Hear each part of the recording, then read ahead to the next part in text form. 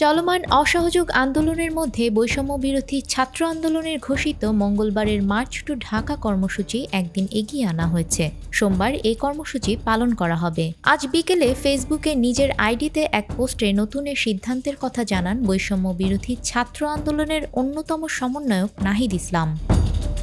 পোস্টে তিনি লেখেন, পরিস্থিতি পর্যালোচনায় এক জরুরি সিদ্ধান্তে আমাদের মার্চ টু ঢাকা কর্মসূচি 6 আগস্ট থেকে পরিবর্তন করে 5 আগস্ট করা হলো। অর্থাৎ আগামীকালই সারা দেশের ছাত্র জনতাকে ঢাকার উদ্দেশ্যে যাত্রা করার আহ্বান জানাচ্ছি। তিনি আরও লেখেন, আজ প্রায় অর্ধশতাধিক ছাত্র জনতাকে খুন করেছে খুনি হাসিনা। চূড়ান্ত জবাব দেওয়ার সময় এসে গেছে। বিশেষ করে আশেপাশের জেলাগুলো থেকে সবাই ঢাকায় আসবেন এবং যারা পারবেন আজই ঢাকার উদ্দেশ্যে রওনা হয়ে যান। ঢাকায় এসে মুক্তিকামী ছাত্র জনতা রাজপথগুলোতে অবস্থান নিন। দেশবাসীর প্রতি আহ্বান জানিয়ে এই সমন্বয়ক লেখেন, চূড়ান্ত লড়াই এই ছাত্র নাগরিক অভ্যুত্থানের চূড়ান্ত স্বাক্ষর রাখার সময় এসে গেছে। ইতিহাসের অংশ হতে ঢাকায় চলে আসুন। যে যেভাবে পারেন ঢাকায় কালকের মধ্যে চলে আসুন। ছাত্র জনতা এক নতুন বাংলাদেশের অভ্যুদয় ঘটাবে।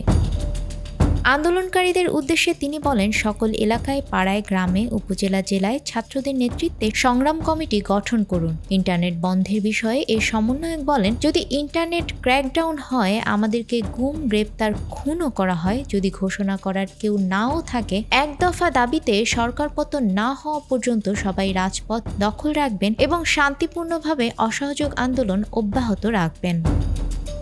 আফরিন আপি, আমাদের সময়।